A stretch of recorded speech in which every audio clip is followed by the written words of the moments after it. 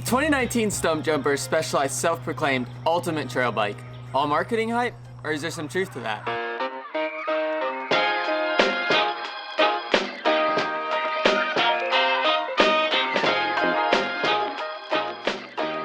My name is Thomas, this is the Trail Engine channel, and we're going to be talking about my time on the 2019 Stumpjumper Expert 29. I've been really excited about the all-new Stumpjumper, really going back to the beginning of this year, hearing a lot of whispers and rumors about big changes to the lineup. Then the thing actually came out and I was even more excited to go ahead and give it a try. Fortunately for me, our shop lined up a demo just a couple weeks after the release, so I didn't have to wait way too long to give it a go. We'll get right over to my ride impressions and a lot of what I took away from that time on the Stumpjumper. But first we're going to talk about the updates to the bike, because there are quite a few new updates to this bike. If you're just ready to go and want to get right over onto those ride impressions, you can jump to this point in the video and it'll take you directly there. The most obvious update to the new Stumpjumper is the asymmetrical strut added to the frame.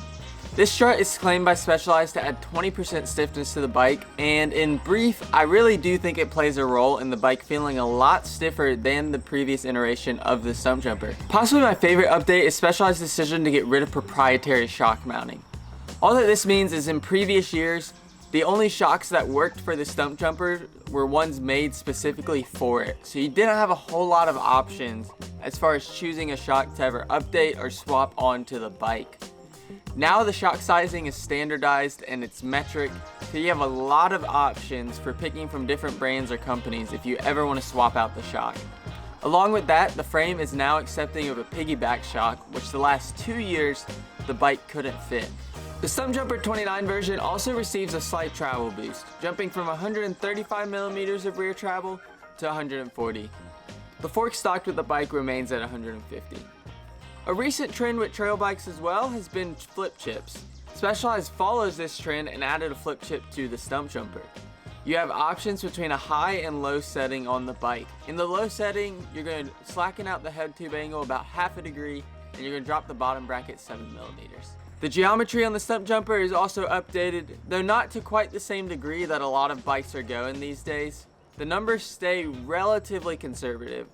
The reach jumps from a really short 431mm to a still shorter than most 445 on a size large. The stack drops down from 646 to 641. The wheelbase jumps from 1179 to 1201. And the head tube angle slackens out from 67 degrees to 66.5, or if you're running it with the flip chip in the low position, 66. The suspension layout is also slightly different. It travels through the stroke in a very similar manner to previous years, but the sidearm and attachment to the front triangle are changed. Specialized claims this also plays a big role in the increased stiffness of the bike, because the sidearm is now attached to all 3 main pivot points in the rear and the shock mounting to the frame. Some other notable changes include the update of the SWAT storage system. It's no longer boxed around the edges, and this translates to increased carrying capacity. The frame is switched from press fit bottom bracket to threaded bottom bracket, which I think is another nice touch. The drop on the dropper post has increased from 125mm on a size large and extra large to 160. The outer diameter of the post has also increased from 30.9mm to 34.9. Finally, Specialized has added a new chainstay protector that has air pockets built into it. They claim this helps it reduce chain slap noise and impact. Shifting right on over to the good stuff, we'll talk about what I took away from my time on the Specialized Stumpjumper. The model I rode was the Expert 29, and this is a step right below the S-Works. So it comes with a really solid build kit. You have the all-new RockShox Pike that has the Charger 2 damper, the RockShox Deluxe Air Shock, you have SRAM GX Eagle, and you have SRAM Guide brakes, paired up with some other good bits and odds and ends. This bike MSRP's for $5,500, so it's definitely on up there in the price range. But I was able to get a pretty good feel for the overall ride characteristics. I'm around 6'2", and I rode a size large, and I think the fit felt really good on the bike. Like I said earlier when I was talking about geometry numbers, the geometry is a little bit unique on this bike, whereas you have a pretty high front end and the reach isn't quite as long on more recent versions of trail bikes. But that fit kind of played towards my preferences because I usually like a higher front end than comes stock on bikes. So just keep that in mind when I say that this bike fit me really comfortably. My suspension was set up using the Stumpjumper suspension calculator on the Specialized website. I think it's a really nice touch, and it gave me a pretty accurate tune as far as air pressure is concerned. It also gave me suggested tire pressures, but I ran my typical 23 PSI up front and 25 PSI in the back. I rode this bike at my local trails, Chewacla State Park.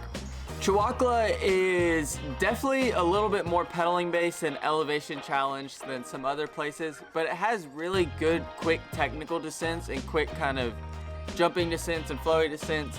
They're just inverse, so a lot of riding at Chewacla is quick ups and quick downs. I would say the total elevation drop at the park is probably 400 feet, and in about a 10-mile ride, you'll probably hit just a little over 1,000 feet of climbing. With all of that, I was able to get a pretty good grasp on how well this bike pedals, and it pedals really well. I was kind of surprised by this because on the previous Stumpjumpers, I had always felt like they were a bit too heavy and there's a bit too much pedal bob for what I really wanted in an ultimate or do-it-all trail bike package. That's not the case at all with this new version of the Stumpjumper. The pedaling platform firmed up really nicely under load and the power transfer was really direct. I was really impressed with just how quickly you could get up to speed on flat ground pedaling, out of slow turns, or just any moment when you had lost speed and were ready to get right back up. The bike did so without much hesitation at all.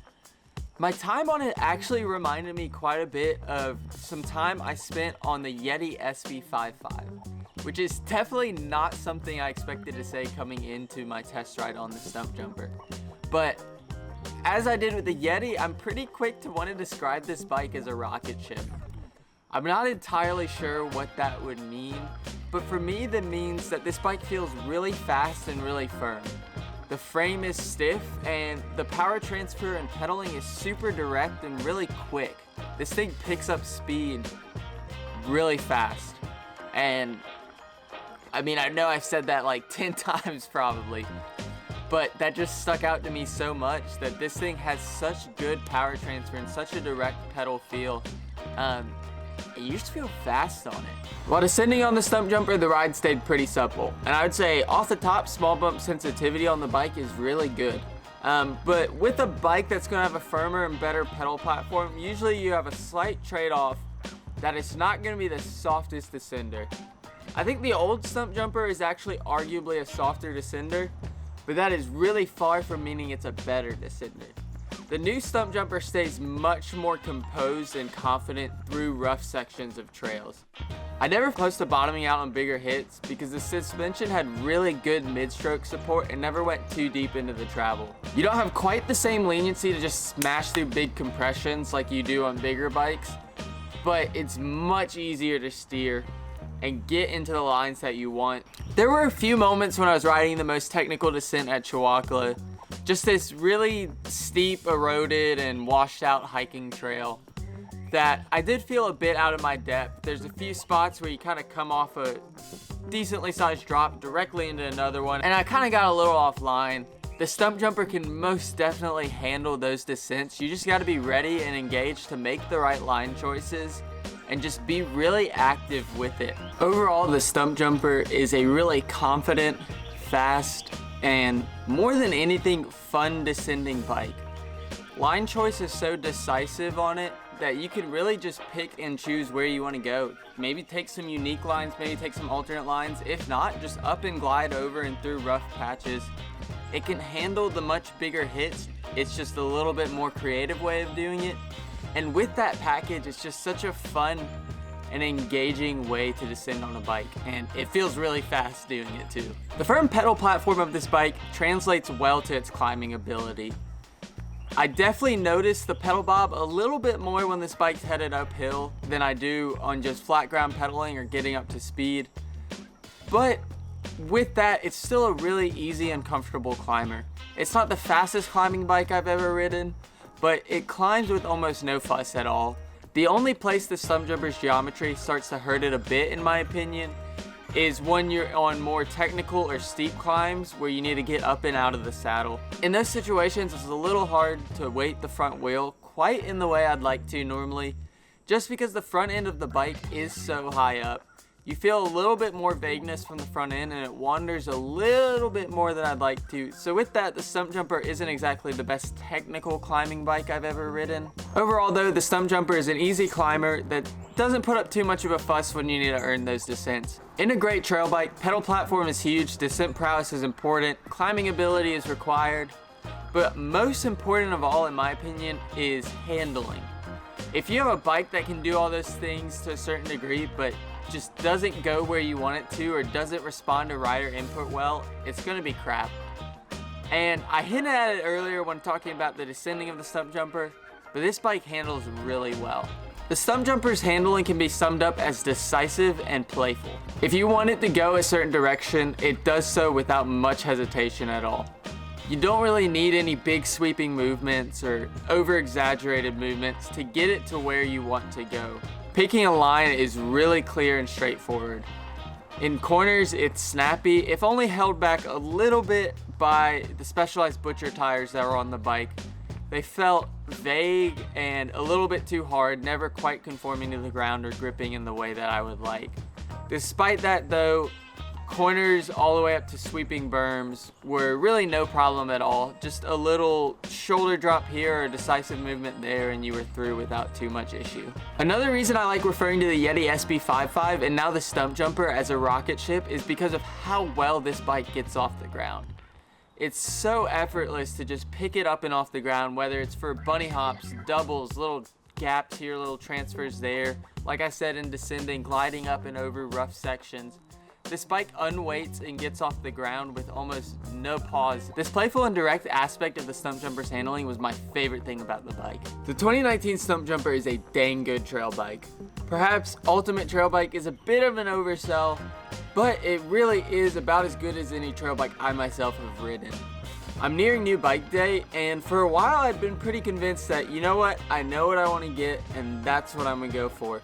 But after riding the Stumpjumper, it's thrown me for a bit of a loop. The Stumpjumper just had so many things I liked about it, and it offered it up in such a fun, fast, and playful package that it's kind of become an immediate contender to possibly be my next bike, and it's made the decision a lot harder than I thought it would be about a month ago. The Stumpjumper is made to be a really solid all-around bike, and I think it achieves that.